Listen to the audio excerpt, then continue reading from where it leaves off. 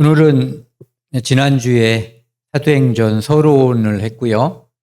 이제 1장 앞부분, 오늘은 11절까지 하겠습니다. 지난번에 말씀드린 것처럼 이 처음 시작이 이렇게 시작되거든요. 데오빌로 여. 누가복음에는 이제 데오빌로 각하라는 표현이 있잖아요. 그래서 누가라고 하는 기자가 데오빌로라고 하는 사람에게 이 쓴 서신서처럼 돼 있죠. 이 맨 처음에 이제 데오빌로는 그 당시에 어떤 유력한 권세 있는 사람일 거라는 것만 이제 각하라는 표현 때문에요. 근데 누군지 구체적으로 어떤 일을 한 사람인지는 잘 모른다고 그래요. 그래서 어쨌든 데오빌로라고 하는 사람에게 누가라고 하는 기자가 이제 글을 써서 보낸 거예요. 그래서 먼저 쓴 글에는 누가복음을 말하는 거거든요. 무릇 예수께서 행하시며 가르치시기를 시작하신부터 그가 택하신 사도들에게 성령으로 명하시고 승천하신 날까지의 일을 기록하였노라. 그래서 사도행전을 기록하면서 먼저 첫 번째 글이었던 누가복음에는 어떤 내용을 기록했는가에 대해서 이야기하고 있거든요. 그래서 먼저 여기를 보시면은요, 누가복음 1장의 시작이 이렇게 돼요. 우리 중에 이루어진 사실에 대하여 처음부터 목격자와 말씀에 일꾼된 자들이 전하여 준 대로 내력을 저술하려고 붓을 든 자가 많은지라. 그러니까 우리가 알고 있는 마태복음, 마가, 누가, 요한복음 그 외에도 수많은 사람들이 그 당시에 하나님께서 이 땅에 예수 그리스도를 보내주시고 예수 그리스도가 이 땅에 오셔서 복음을 전하고 십자가에 못 박혀 돌아가시고 부활하고 승천한, 그리고 성령이 오실 것을 미리 말씀해 주시고 그렇게 했던 내용들을 기록한 사람들이 많이 있다는 거예요. 그 중에서 이제 성경으로 우리가 하나님 성령께서 선택해 주신 것이 아까 말씀드린 그 4권의 책이 되는 거죠. 그래서 그 외에도 많은 사람들이 붓을 들었는데, 글을 썼는데, 그 중에 한 사람이 이제 자기 자신 누가가 되는 거죠. 그 모든 일을 근원부터 자세히 미루어 살핀 나도, 누가도 데오빌로 각하에게 차례대로 써 보내는 것이 좋은 줄 알았노니, 이는 각하가 알고 있는 바를 더 확실하게 하려 함이라. 그러니까 누가는 데오빌로라고 하는 사람에게 예수님에 대해서 알려주고 싶었던 거예요. 그래서 그거에 대해서 그분의 탄생, 고난, 죽음, 부활, 그 다음에 승천, 그 다음에 이제 성령이 오시는 것까지 다 기록을 했던 거죠. 그리고 누가복음 끝에 보면은 이렇게 끝나거든요.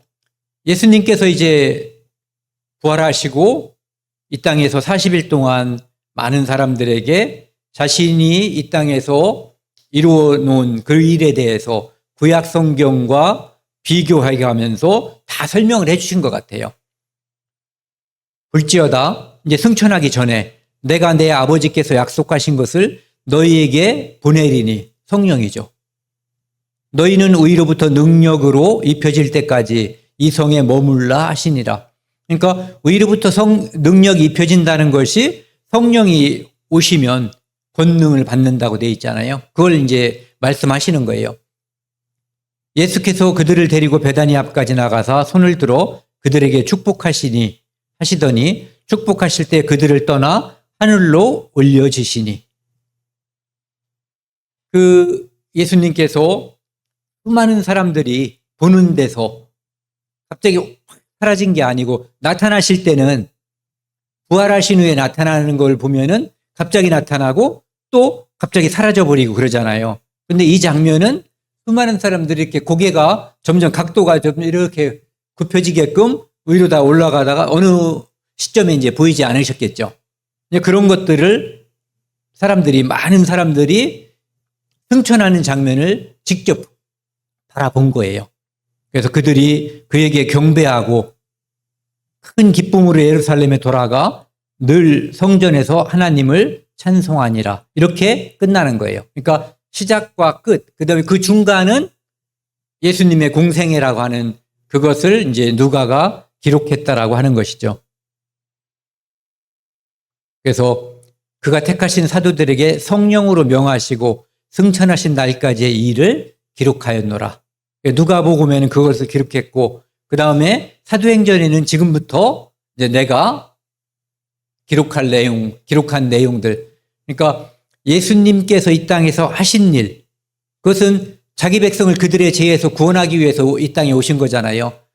그 일을 하시고 그분은 이제 완성하고 가셨는데, 그 일을 전하는 일이 당대 사람들에게만 복음이 필요한 것이 아니라 모든 인류에게 복음이 필요하기 때문에 모든 사람들에게 복음을 전하기 위해서는 시간과 공간을 초월해서 이제 복음이 전해져야지 되는 거죠.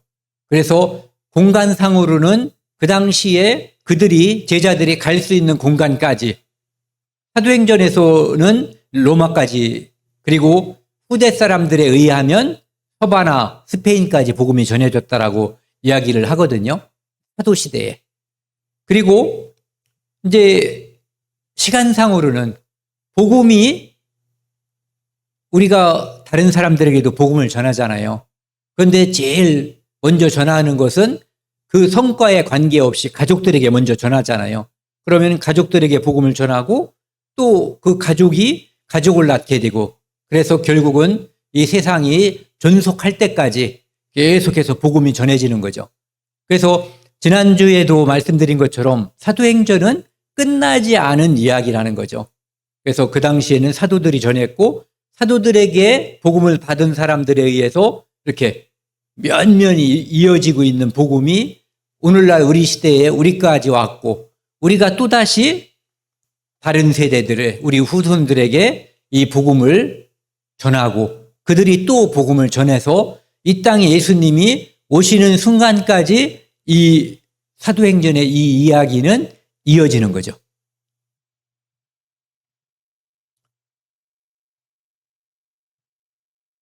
1장 3절입니다. 그가 고난을 받으신 후에 또한 그들에게 확실한 많은 증거로 친히 살아계심을 나타내사 40일 동안 그들에게 보이시며 하나님 나라의 일을 말씀하시니라. 예수님께서 고난받으셨다는 것은 수많은 고난을 받으셨잖아요. 모욕도 받으시고 채찍도 맞으시고 뭐 뺨도 맞으시고, 그런데 가장 중요한 것은 십자가에서 피 흘린 것이죠. 그리고 거기서 우리의 모든 죄를 대속하기 위해서 십자가에서 피 흘려서 죽으신 거예요. 피 흘림이 없은즉 죄사함이 없기 때문에, 피가 죄를 사하기 때문에 십자가에서 피 흘려서 죽으신 거죠. 그리고 나중에 이렇게 친히 살아나심을 나타내셨는데, 어떻게? 40일 동안 제자들에게 보이신 거예요. 그러면서 하나님 나라의 일을 말씀하시니라. 잘 모르는, 제자들도 잘 알지 못하는 그 일에 대해서 구약 성경을 놓고 아마 하나하나 짚어서 가르쳐 주셨을 것 같아요. 그러니까 그런 일들을 다 하시고 이제 제자들에게 말씀하시잖아요. 예루살렘을 떠나지 말고 성령을 기다리라고. 그래서 40일 동안 계셨고, 오순절날 성령이 왔기 때문에 열흘, 10일 후에 성령이 임하게 된 거죠. 그래서 예수님께서 친히 많은 사람들에게 증거를 보여줬다. 그래서 이 장면이 직접적인 연결은 아닌데, 누구죠? 바울이 고린도전서 15장에서 보면은요, 부활하신 후에 베드로에게 보이시고, 그 후에 12제자에게와 그 후에 500의 형제에게 일시에 보이셨나니. 그러니까 예수님은 이렇게 골방에서 몇 사람들에게만 부활했다고 하는 것을 보이신 게 아니거든요. 처음에는 막달라 마리아에게 보이셨잖아요. 예. 그리고 수많은 사람들에게 여기 있는 것처럼 베드로에게도, 12제자에게도, 500의 형제에게도, 여기서는 형제라고 그랬지만 자매들도 다 포함되는 그런 얘기일 거예요. 보이셨나니 그 중에 지금까지 대다수는 살아있고, 고린도전서를 기록할 때 예수님이 부활했다고 하는 것을 직접 눈으로 보고 그런 사람들이 상당수가 살아있다는 거예요. 그러니까 그 중에 일부만 잠들었으며 이렇게 돼 있는 거죠. 그러니까 증인이 부활했다고 하는 그 증인이 엄청나게 많다는 거죠. 예수님의 부활은 십자가의 죽음 못지않게 중요한 거잖아요. 그분이 부활하셔야 부활의 첫 열매가 되시는 거고 거기에 달라붙어 있는 이삭으로서 우리가 나중에 부활할 것을 확증받는 거죠.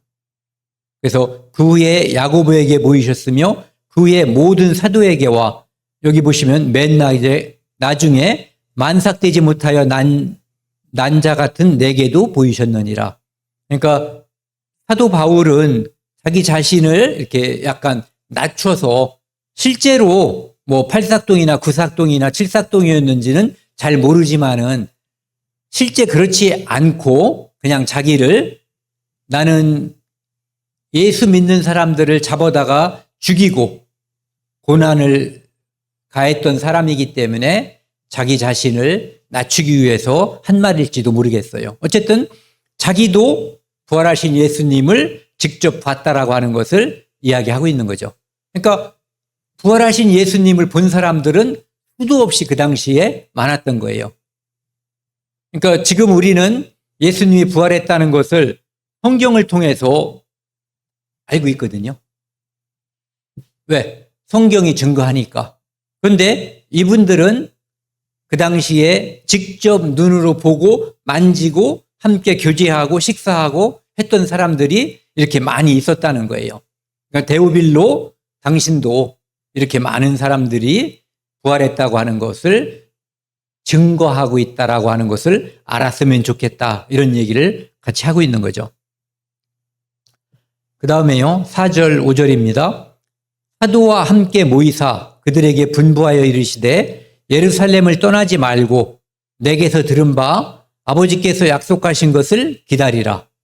요한은 물로 세례를 베풀었으나 너희는 몇 날이 못되어 성령으로 세례를 받으리라 하셨느니라. 예수님께서 사도들을 모아서 이제 마지막에 분부하신 거예요. 뭐라고? 예루살렘을 떠나지 말고 내게서 들은 바, 내게서 들었다고 하는 것은 예수님께서 성령을 보내준다라고 약속하신 그거거든요. 내가 아버지 이름으로 보혜사를 보내주겠다라고 약속하신 것. 일테면은 이제 요것은 요한이라고 하는 세례 요한이 있잖아요. 세례 요한이 사람들에게 이야기한 거거든요. 나는 물로 세례를 베풀지만 내 뒤에 오시는 분은 성령으로 세례를 베푼다. 그는 성령과 불로 너희에게 세례를 베푸실 것이요. 성령이 이 땅에 오시면은 이미 한 사람에게는 여기 나와 있는 것처럼 알곡이 되는 거고 어떤 사람에게는 쭉정이가 되는 거거든요. 그러니까 심판과 구원은 동전의 양면과 같은 거예요. 성령이 오심으로 이것이 결정되는 거죠. 그래서 우리 삶 속에 성령이 내게 오면 나는 알곡이 되는 거고 그렇지 않고 성령을 내쳐버리면 그 사람은 쭉정이가 되는 거거든요. 그렇기 때문에 성령과 불로 세례를 받는다고 하는 것은 여기 있는 것처럼 알곡을 모아서 곳간에 들이고 쭉정이는 꺼지지 않는 불에 태우는 것이거든요. 그래서 성령이 이 땅에 오실 때 당시에는 초반에는 성령이 가시적으로 눈에 보이는 형태로 사람들에게 내렸거든요. 근데 왜? 성령이라고 하는 것을 사람들이 이해를 못하기 때문에 그것을 뭐 비둘기 형상 이런 식으로다가 사람 눈으로 직접 보이게 보여줬던 거죠. 근데 나중에는 우리는 지금 성령을 본 적이 없잖아요. 본 적이 없는데 본 것보다 더 느끼고 있죠. 내 안에 성령이 있다는 것을. 어떻게 느끼냐면은 뭐 여기가 특별한 징조가 있어서 느끼는 것이 아니라 제 간증을 잠깐 하면은요. 저는 하나님이 세상 만물을 만드셨다는 거에 대해서 수긍하지 않았어요. 그렇게 주장하는 사람들이 이 땅에 존재한다는 건 알았지만. 근데 성경 말씀을 배우다가 정확하게 어느 순간부터인지는 모르겠는데 하나님이 창조주라고 하는 사실이 믿어졌어요. 제가 믿으려고 실력을 키운 것도 아니고 의지를 불태운 것도 아니고 결심한 것도 아니거든요. 그런데 어느 순간에 그게 믿어졌고, 그리고 저 자신이 나름대로는, 그게 문제지만요, 나름대로는 착하게 살려고 노력을 했지만 하나님 앞에, 그러니까 하나님의 율법을 제 양심에 비춰봤을 때는 완전한 죄인이라고 하는 것을, 그전에 저는 어쨌든 교만했거든요. 내가 왜 죄인이냐라고 생각을 했지, 그 말씀 앞에서 제가 그렇게 겸손하게 저는 빵점입니다, 저는 100% 죄인입니다라는 생각을 겉으로는 말할 수도 있을지 모르지만 속마음까지 그런 마음을 제가 가질 줄을 제가 스스로도 알 수가 없었던 거예요. 그리고 예수님, 제가 생각하는 예수님은 빤스바람에 피 흘리고 이렇게 손 벌리고 있는 그 모습이에요.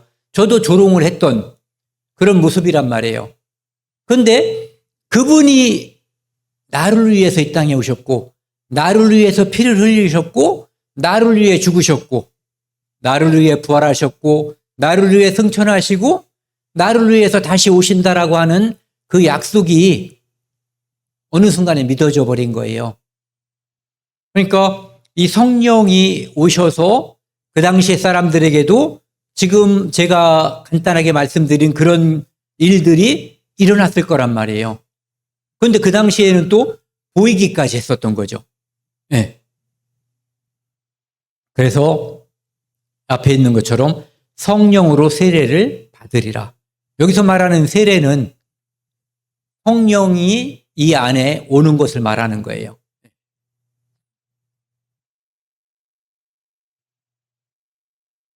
그리고 요한복음 14장에는 이런 말씀이 있죠.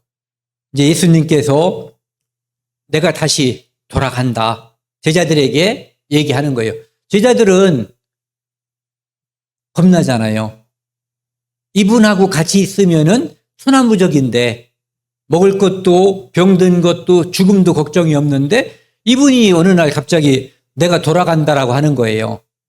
그런데 돌아가지만 그가 또 다른 보혜사를 너희에게 주사 영원토록 너희와 함께 있게 하리니, 나는 가지만 보혜사 성령이 와서 너희와 영원히 함께 있을 것이다라고 약속해 주시는 거예요. 그는 진리의 영이라 세상은 능히 그를 받지 못하나니, 세상은 받지 못하고 믿는 자만 받게 되는 거죠. 이는 그를 보지 못하고 알지도 못함이라. 그러나 너희는 그를 아나니 그는 너희와 함께 거하시며 또 너희 속에 계시겠음이라. 여기 보면은 계시겠음이라 이렇게 되어 있거든요. 그러니까 이 말씀을 하시는 순간에 성령이 온 게 아니라 아까 말씀드린 것처럼 40일 동안 함께 계셨고 50일이 됐을 때, 그러니까 예수님이 떠나신 지 열흘이 지난 다음에 성령이 오면 그때 비로소 너희와 함께 영원히 있을 것이라는 것을 이야기하고 있어요. 그 다음에 26절에도 보면은, 이건 같이 읽겠습니다.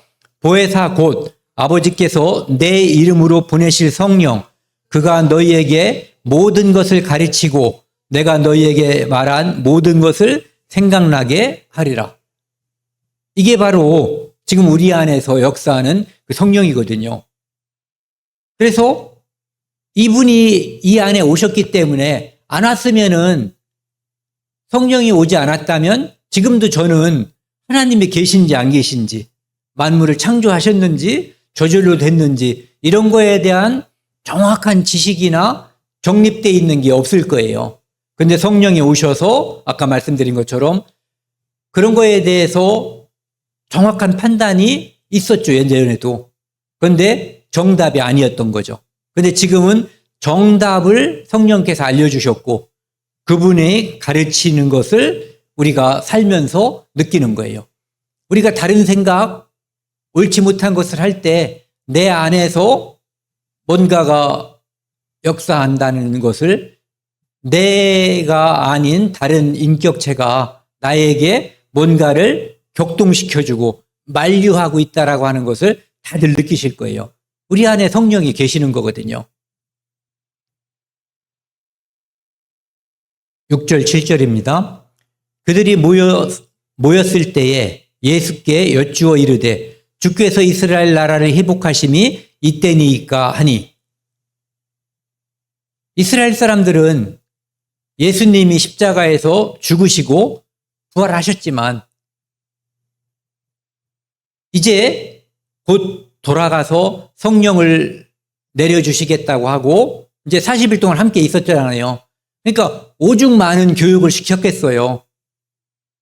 24시간 밀착 교육을 시켰는데, 그런데 지금도 이스라엘 사람들은, 그 제자들은 관심이 뭐냐면은 주께서 이스라엘 나라를 회복하심이 이때니까. 언제 이스라엘 나라가 지금 로마의 치하에 있는데 이 이스라엘이 언제쯤 회복돼서 우리가 제대로 된 나라로서 다윗 왕 때처럼, 솔로몬 왕 때처럼 그렇게 주변 나라들을 복속하고 조공받고 그렇게 멋진 모습으로 살 수 있을까요? 이런 질문을 지금 하는 거죠. 그러니까 예수님이 생각하고 있는 것은 그들의 복음화거든요. 구속. 그러니까 예수님은 지금도 다 알잖아요. 내가 지금 부활해서 사라지고 난 뒤에도 성령이 오지만, 그리고 수많은 사람들, 사도들이 복음을 전하지만 정작 이스라엘 민족, 유대인, 하나님의 선민, 성민인 이스라엘 민족은 그 복음을 받아들이는 사람이 많지 않을 것이라고 하는 것을 예수님이 모를 리가 없잖아요. 로마서 9장, 10장, 11장에도 보면은 사도 바울도 자기 동족인 이스라엘이 복음을 받아들이지 않고 저주받을 것. 그래서 결국은 나중에 이스라엘 민족에게도 복음이 민족적으로 전해질 것. 이방인의 충만한 수가 차고 나면 복음이 전해지는 것을 이야기하고 있잖아요. 마치 모판에다가 벽씨를 뿌리고 이 벽씨가 쭉 자라나서 모가 되면은 그것을 뽑아서 다른 곳으로 옮기잖아요. 모를 다 심고 나면 이제 원래 모판이었던 곳을 다시 쓸여서 그곳에서 모를 심는 것처럼 복음의 역사도 비슷하잖아요. 그렇죠? 네. 그러니까 예수님은 그들에게 이야기하죠. 어떻게 보면 매정해요. 이르시되 때와 시기는 아버지께서 자기 권한에 두셨으니 너희가 알 바 아니요. 아버지의 권한에 뒀지만 이분이 알고 있어요? 모르고 있어요? 어떤 사람은 모른다고 하던데 모를 수가 없는 거죠. 예수님은 아시는 거예요. 다만 하나님이 가라고 할 때 그 결혼 풍속 있잖아요. 신부집에 와서 결혼을 하고 이제 신랑과 아버지는 돌아가고 가서 신부를 맞을 공간, 신혼집을 준비하고 그러면 대략 1년쯤 됐을 때 아버지가 아들에게 야, 오늘 가서 신부를 데려와라. 그러면은 신랑은 친구들 데리고 가서 들러리와 함께 가서 신부를 데리고 오는 거잖아요. 그것처럼 그 시기는 하나님이 정했지만 이스라엘 결혼 풍속에서는 아버지의 마음속에 있고 아들은 모르는 거지만 여기서의 아버지 하나님과 아들 예수님은 모를 수가 없는 거죠. 다만 이야기를 안 해주는 거죠.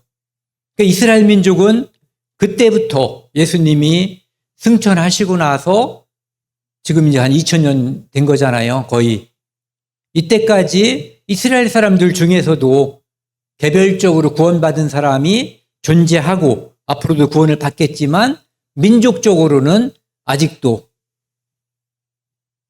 예수 죽인 핏값을 2000년 동안 당했고 지금도 예수 그리스도를 그냥 선지자 정도로 여기는 그런 사람들이죠. 그래서 그들의 관심과 예수님의 관심은 좀 달랐던 거예요. 그때부터도. 그리고 오직 성령이 너희에게 임하시면. 그러니까 지금 예수님은 성령이 임하면 너희가 할 일을 지금 가르쳐주고 싶을 거예요. 그런데 이 사람들은 이 이름은 로마죠. 뭐 어떻게 하고 우리 민족이 좀 이렇게 높이 올라갈 수 있는 그것을 바라고 기대하고 있는 거죠. 오직 성령이 오직 너희에게 임하시면 너희가 권능을 받고, 뭐 권능이라고 하는 단어에는 그런 의미가 있다고 그래요. 다이너마이트와 같은 이 폭발적인 거 있잖아요. 그래서 힘이 이렇게 퍼져나가는 그런 것을 뜻하고 있다고 그래요. 그러니까 우리가 가지고 있는 원래의 힘이 아닌 거죠. 성령이 와서 우리를 통해서 역사하는 그 능력은 내 능력과 관련이 없다는 거예요. 하나님이 주신 힘이라고 하는 거죠. 예루살렘과 온 유대와 사마리아와 땅끝까지 내 증인이 되리라. 그래서 사도행전에서도 앞부분 1장부터 2장, 3장 여기까지는 이제 예루살렘, 그 다음에 그 뒤에 3장부터 그 뒷부분 약간은 이제 유대, 그 다음에 7장, 8장 이쪽은 이제 12장까지는 사마리아, 그 다음에 13장부터 28장까지는 땅끝까지 이것을 이제 보여준다고 이야기를 하고 있어요. 여기 보시면 이 마태복음 24장에 이 천국복음이 모든 민족에게 증언되기 위하여 온 세상에 전파되리니 이제야 끝이 오리라. 이 복음이 다 증거돼야지 돼요. 근데 지금 뭐 우리는 땅끝까지 모든 곳에 가보질 않았지만 인터넷을 통해서 들리는 소문은 아프리카나 그 다음에 아마존 이런 데에 있는 뭐라 그랬죠? 미전도 종족. 네. 그것이 지금은 거의 없을 정도라고 얘기하더라고요. 그리고 이 휴대폰을 통해서 이 언어 장벽이 극복되고 그래가지고 뭐 팬티는 없어도 휴대폰은 아마존에서도 들고 있다라고 이야기를 많이 하더라고요. 그래서 이 언제 끝이 올까 이거에 대해서 우리도 이제 궁금사항인데 정확히 알 수는 없지만 그날이 하루 더 다가왔다는 것만큼은 틀림없는 사실인 것 같아요. 이 단어를 한번 보자고요. 권능. 법률상 인정되어 있는 능력을 권능이라고 한대요. 그리고 실질적으로 행사할 수 있는 능력. 능력이 있지만 행사할 수 없으면 그것은 이제 권능이라고 할 수 없는 거죠. 효과적으로 권세를 행사하거나 일을 처리할 수 있는 능력. 여기서부터가 이제 중요한 거예요. 주로 유한한 인간의 힘과는 결코 비교할 수 없는 하나님의 탁월하고 위대하신 능력. 이것을 주로 권능이라고. 그러니까 우리가 믿는 사람들이 의미를 찾는 것은 여기서부터죠. 주로. 그 다음에 우주 만물의 창조와 경영하는 능력. 이것이 이제 하나님의 권능에 속하는 거예요. 공의로 악을 심판하고 멸하시는 능력. 이것도 하나님의 권능이시고, 긍휼과 자비로 죄인을 회개시키고 중생하게 하고 부활케 하여 구원하는 능력. 이것도 하나님의 권능에 속하는 거죠. 그래서 미치지 않는 것이 없는 절대적인 모습으로 하나님의 권능은 나타난다. 이런 얘기죠. 그리고 이제 증인도 한번 찾아봤어요. 증인. 어떤 사실을 증명하는 사람. 소송법에서 법원 또는 법관에 대하여 소송 당사자가 아니면서 법원의 신문에 대하여 자기가 경험한 사실을 진술하는 사람. 증인, 증언하는 사람이 증인이죠. 그리고 보증하는 사람. 그런데 이제 우리가 관심 있는 건 여기부터예요. 순교자에 해당하는 그리스어가 마티스래요. 요 마티스. 그리고 이 단어는 원래는 증인 또는 목격자라는 뜻을 가지고 있대요. 그런데 단순히 증언하는 것을 넘어서 신앙 때문에 목숨을 거는 사람, 즉 순교자라는 특수한 의미로 굳어졌대요. 이 증인이. 그래서 요 마티스, 영어로는 마더라고 하는 요 단어가 원래는 증인이라는 말에서 나왔다는 거죠. 목격자라는 말에서. 그런데 그것이 순교자라는 뜻으로 이제 굳어지게 된 거예요. 그래서 자신의 생명을 바쳐 진리를 증언한 사람을 순교자라고 또는 증인이라고 한다, 이런 얘기죠. 그래서 증인이 되라는 것은 이런 의미까지를 포함하고 있다는 거죠. 사도행전 1장 9절에서 11절입니다. 이 말씀을 마치시고 그들이 부는데 올려져 가시니 구름이 그를 가리어 보이지 않게 하더라. 그러니까 많은 구름 속에 이제 예수님이 보이지 않을 때까지 사람들이 바라본 거예요. 올라가실 때 제자들이 자세히 얼마나 이 고개가 꺾어질 때까지 아마 쳐다봤을 것 같아요. 저라고 해도. 자세히 하늘을 쳐다보고 있는데 흰옷 입은 두 사람이 그들 곁에 서서 천사가 이제 등장한 거죠. 이르되 갈릴리 사람들아, 지금 이곳은 갈릴리가 아니잖아요. 예루살렘이잖아요. 사람들아, 어찌하여 서서 하늘을 쳐다보느냐? 너희 가운데 하늘로 올려지신 이 예수는 하늘로 가심을 본 그대로 오시리라. 그러니까 천사들이 지금 하늘을 바라보고 지금은 망연자실한 제자들이 아니에요. 희망에 부풀어 있는 거죠. 죽은 줄 알았던 우리 선생님이 살아나셨잖아요. 분명히 부활하셨고 음식도 드셨고 그들과 함께 40일 동안 함께 생활을 했어요. 그리고 자기들이 잘 알지 못하고 믿지 못하던 거에 대해서 설명을 해 주셨고, 그래서 이제 열흘 후면은 내가 너희에게 약속한 성령을 보내줄 것. 열흘이란 말은 그때는 안 했던 거죠. 네, 열흘 후에 오신 것 뿐이죠. 어쨌든 예루살렘을 떠나지 말고 이곳에서 기다리라고 했고, 그래서 제자들은 이제는 기다리면 그분이 성령의 모습으로 다시 오실 것을 약속을 받았기 때문에 예수님이 십자가에 달려서 축 처지고 돌아가셨을 때에 느꼈던 그 절망감이 아니라 지금은 엄청난, 아까 말한 권능을 받는, 아직 권능을 받진 않았지만 권능을 받을 준비가 다 돼 있는 그런 상태라고 볼 수가 있는 거죠. 구름 속으로 올려갔고, 그리고 나중에 부활이 아니라 재림에 관한 이야기를 하거든요. 이 예수는 하늘로 가심을 본 그대로 오시리라. 이스라엘 민족에게 이 모습은 예수님은 이 땅에 오실 때 두 번 오시잖아요. 그러니까 공중재림 한 번 오시는 건데 공중재림, 지상재림 한단 말이에요. 그 차이는 공중재림은 징조가 이 땅에서의 다른 징조가 보이지 않는 거예요. 순간적으로 사라져버리는 거거든요.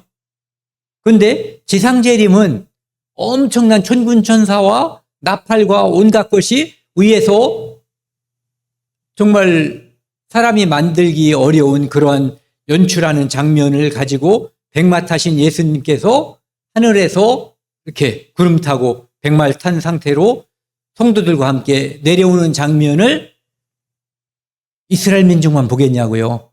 요즘 카메라로 찍으면은 감람산으로 내려오시지만 전 세계 사람들이 이걸 안 볼 사람이 누가 있겠어요? 스님이라고 안 보겠냐고요. 보게 되는 거죠. 유대인도 보고 온 세상 사람들이 다 보게 될 거예요.